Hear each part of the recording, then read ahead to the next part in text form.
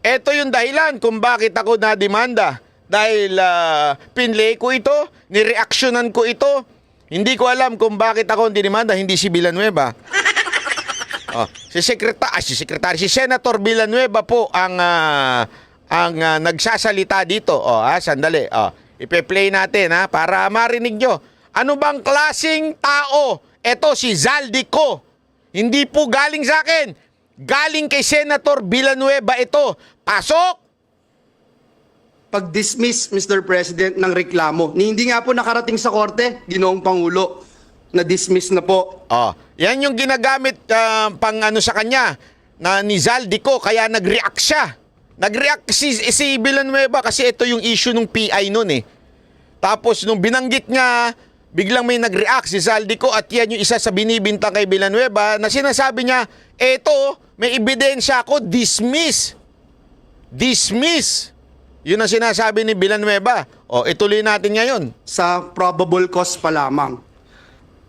Mr. President, noong 2016, Probable cause pa lamang. Ibig sabihin, fiscal level pa lang. Wala pa. ginamit po ito, ngunit hindi nagtagumpay. Nakakuha po tayo ng 18,459,222 votes. Noong pong 2022 elections, 18 million na naman ang nakuha po natin at talagang hindi rin po pinaniwalaan ng taong bayan. Ang mga paratang na ito na ngayon po ay inuulit Nino! ng makapangyarihang chairperson ng Nino! Committee on Appropriations. Sino yon? Mr. President, Sino yung chairman ng appropriation na binabanggit niya dito? Walang iba. Kung hindi si Zaldico. Ituloy mo, Senator Villanueva, yung sinabi mo. Sinabi mo, hindi ko sinabi. Sa abogado ni Zaldico, sinabi ni Villanueva, hindi ako nagsabi. is the Pope Catholic? Nag-research po ba at nag-aral ang nag-aakusang ito sa atin? Tuloy. Ngayon po, kakalkalin ngayon ang kanyang mga kaso. Nako po, patay tayo dyan. Nakakalungkot po dahil kaibigan naman po natin siya. Nako. Pero dahil po pumasok siya sa away na hindi niya away, kailangan niyang magbabanggit ng mga personal attacks. Nako po. Kakalkalin po. So, ibig sabihin, kasi away ito ng ni speaker noon at saka ng Senado. Naglabanan sila tungkol dyan sa PI na yan. Ang nagsalita, nagkomento ay si Zaldico. Kaya nga sabi ni Villanueva, sumasawsaw ka sa hindi awayin mo. Bakit ikaw nagsalita at nagbato ng mga ganitong akusasyon? So, ibig sabihin, noon pa lang pala na may personal na ho ito si Zaldico. According to Villanueva, hindi po sa akin. Ayan ang sinabi niya ho. Ulitin natin. Ay na hindi niya away, kailangan niyang magbabanggit ng mga personal attacks. Personal attack na personal si Zaldico. Yun na po talaga yung ugali niya. Kaya nga doon sa speech niya kanina, na may personal siya. Tama, mali? Tuloy. Kakalkalin po itong mga atraso niya sa bayan. Ito pong kumpanya niyang SunWest Corp. Nako, ito na. Kinalkal na yung atraso niya sa bayan. Pambira. Ito. Ano yan? Corporation. True or false? Ano yun? Ito po ba ang isa sa pinakamalaking government contractor sa bansa? Yung kanyang kumpanya daw ba? Ito po ba daw? Yun yung tanong ni Villanueva. Ito daw po ba ang pinakamalaking construction na nakikipag-deal sa gobyerno? Yan ang tanong ni Villanueva. Ano sagot niya ni Villanueva? Sagot, true. True. Hindi po ako nagsabi. Si Senator Villanueva ang sumagot. Siyempre naman siguro, mas maraming alam sa akin yan. Pagdating sa mga, alam mo na, yung mga nakikipag-deal sa gobyerno. Kasi senador yan. Naging kongresista yan. Alam niya huya mga yan. Matagal nang nakikipag-deal yan sa mga taong mga may proyekto. Kaya nga, ito daw kumpanya ni Zaldico, sinasabi ni Villanueva, ay ang pinakamalaki. Naku po, patay tayo dyan. True or false? Ano pa? True or false? Sige. Ang korporasyon po ba niyang SunWest Corporation Naku. Ano? ay kasama Sa? dito sa kontrobersyal na Farmally. Oh. Kasama po ba sa Farmally yung issue, yung may problema, yung nahanapan ng hokus-pokus, ng mga mekus-mekus dyan? Kasama po ba yung kumpanya ni Zaldico? Hindi po akong sasagot. Sino? Si Senator Villanueva ang sasagot. Farmally case dito na inimbestigahan sa Senado na kasuhan ng Senado. The answer is true. Oh, the answer is true. Hindi po ako ang nagsabi. Si Villanueva po ang nagsabi niyan. Yung korupsyon na nangyari sa Farmally na pinapakasuhan ng buong Senado, na pagdesisyonan ng Senado ng resolution nila dun sa hearing. Kasuhan yan kasi merong problema dyan. O kasuhan yung mga involved dyan. Ang tinanong ni Villanueva, kasama ba yung kumpanya na SunWest? Anong sagot ni Villanueva? Hindi po akong sumagot. Si Villanueva po ang sumagot. Ulitin natin yung sagot niya. Kasama ba? Kasuhan ng Senado. The answer is true.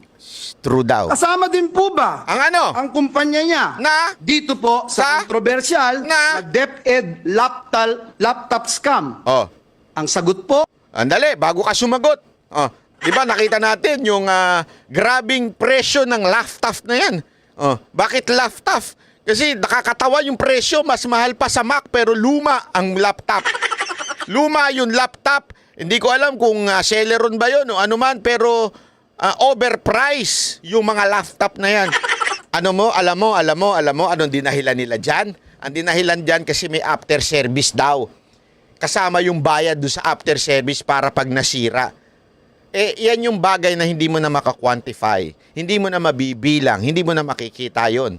Pero isinama yung service na yon, kuno. Na pag may nasira dyan, in other words, parang ka nagbayad ng after service or Apple Care. Kaya lang hindi Apple eh. So hindi Apple Care. Yung walang ganon. Walang parang doon sa kontrata, nagbayad ng technical na pagdatapos at nagkasira yan, libre na yung paggawa. Hindi mo naman makakwantify yun. Hindi mo naman malalaman yun. Tama, mali? Oh. Kasama po daw ba ang kumpanya ni Zaldico? Ano sagot, Senator Villanueva? true. True. Di ba? Again, it's not me who said that. It's Senator Villanueva. Pinakakasuhan din po ng Senado ang kumpanyang ito. Nako po. Napakadami pong BIR cases. Nako po. Madali po maghanap, Mr. President. Madali po kuhanin ang panig ng mga taga-BIR. Kung ilang kaso mayroon ang kanyang mga korporasyon. Bukod po dito, Grabe. yung reklamo po sa ombudsman ng Nako po. anti-corruption group na ang pangalan Task Force Kasanag International, meron din pong 50 billion Nako. na kaso na kinakaharap ang taong ito. Hindi lang pala sa BIR, meron pang iba. Kaso, kinasuhan. Ay, nako. May butiki dito may butiki. Mr. President, Yes! Ay, hindi pala ako presidente. Akala ko ako yun. Akala ko ako yun. Ikaw naman, no? maglalabas po kayo ng baho, Mr. President, dapat naman siguro maligo ka muna. Nako po! Sakit nun, Brad. Ang masaklap po, Ginoong Pangulo, Oh, ano yon? sa kabila po ng track record na ito ni Mr. Zaldico, Ano? ang masaklap po, Ay? inappoint po siya Na? Kamara de Representantes Na ano? bilang tagapagbantay ng kaban ng bayan. Ay, grabe. Si Dracula, Sandali. Samantakin mo daw, ha? Sa daming, ito, ang sinasabi lang naman ni, dito, sinasabi ni Senator Villanueva, wala naman siya sinasabing there is already a conviction. Wala. Wala siya sinasabi dito, convicted na ba yung kumpanya ni Zaldico? Wala po siya sinasabi dito. Ang sinasabi niya lang dito, the company na pagmamay-ari ni Zaldico were involved in so many cases of corruption or any that has something to do with money. 'Di ba? Ibig sabihin talagang etong tao na ito ay may kaso na yung kanyang kumpanya. And yet siya ang sa kanya ibinilin ang pinakamakapangyarihang masasabi nating chairperson diyan sa sa Kamara, which is yung appropriation. Si Dracula, in-appoint mo bilang tagapagbantay ng blood bank ng bayan. Ay, grabe. Si Dracula talaga. Nakita niyo yung analogy niya? Parang sinasabing, ginawa mong tagapagbantay para sa mga nagpapakuha ng dugo. Diyan sa Red Cross, si Dracula. Sumisip-sip ng dugo. O, ika nga. Tama nga naman. Kasi, halimbawa, di ba? Halimbawa lang, may isang manyakol. Tama, mali. Ginawa mo siyang profesor o teacher ng mga kababaihan. O, di ba? Ng mga siksi, mga ganon. O. Alam mo na nga manyakol siya. Halimbawa lang yung tinuturing nilang si Mang Kanor. O, halimbawa. Siya ang ginawa mong yaya ng iyong anak. Di ba? Abnormal po ba yun? Hindi, halimbawa lang. Abnormal po ba yun? Di ba abnormal yun? May problema tayo doon. Yan ang sinasabi ni Senator Villanueva dito. Wow, Mr. President. Kailan sa kasaysayan ng bayan natin nangyari ang ganitong pagkakataon? Na isang big-time contractor ang hahawak sa kaban ng bayan. Naku po, patay tayo. Only in the... Ito this was long time ago. Ibig sabihin po, dito pa lang inaakusahan na siya. Kinonfirm ni VP Sara Duterte ngayon na ang nagko-control ng budget ng mga departamento natin ay walang iba kung hindi si Zaldico at si Speaker. Tayo, matagal na ho natin sinasabi ito. Bakit? May mga congressman, tayong mga kaibigan dyan. At di ba, noong una pa lang ng panunungkulan ni Marcos, pag tungtong pa lang niya, sinasabi ko na sa inyo to, there is something happening in the House of Representatives. Nagkakaroon ng barkadahan system dyan. Kung sino lang yung barkada, kung sino lang yung kakampi, yun lang ang may budget daw. Sinabi ko na sa inyo yan. Di ba? Sinabi ko na po sa inyo yan noon. Ito kinukonfirm ni Villanueva, kinonfirm ni VP Sara Duterte. In line with that, ilang beses ko po sa inyo yung sinasabi na huwag tayong malilihis sa ating pinaglalaban. Kasi marami sa atin ang inaatake si Marcos at yung asawa niya. I don't have problem with that if they did something wrong. If they did comment something wrong, atakihin natin. That's correct. That's constructive criticism. Pag may mali, pag may pagsisinungaling, atakihin natin. Pero, yung ibang issue na wala namang kinalaman, si Marcos, at ang may kinalaman ay ang Kamara, pero ang inaatake pa rin natin si Lisa Marcos. Bakit? May problema tayo. Kaya nga, di ba, paulit-ulit ko sa inyo sinasabi, nahaluan tayo ng Trojan horse. Nahaluan tayo na ang pilit na pinasasama lamang ay yung mag-asawa. Umiiwas dito kay Romualdez.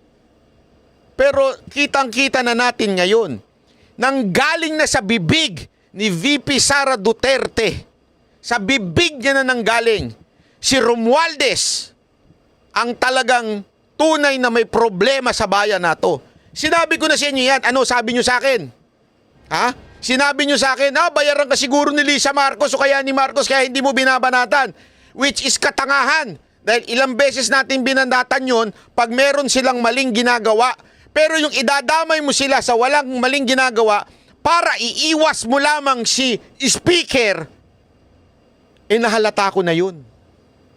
Kasi remember this, don't ever forget this, Marcos is done. Ano ibig sabihin nun? After 2028, tapos na yan. Hindi nakakandidato yan, hindi na makakaulit yan.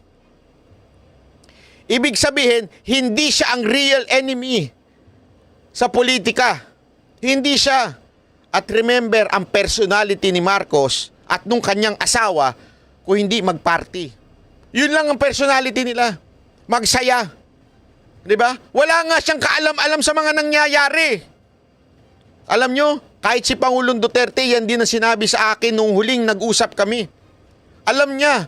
Di ba? Sabi niya nga sa akin, di ba sinabi ko naman na weak talaga yan? Mahina yan? Walang ano yan? Si ano talaga ang ano yan? Ang may pasimuno niyan? Alam niya. Tama naman talaga eh. Weak talaga. May kasalanan ba? Oo, may kasalanan. Being weak is a mistake. Being weak is yan ang talagang pangit sa isang personalidad ng isang presidente. Weak. Bakit? Kaya siyang palusutan ng mga taong nasa paligid niya.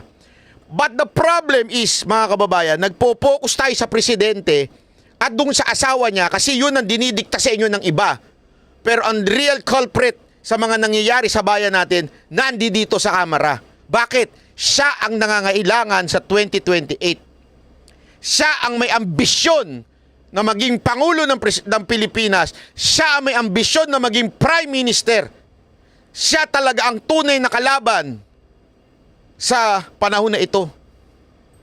Hindi lang tayo nag-confirm yan. Ang dami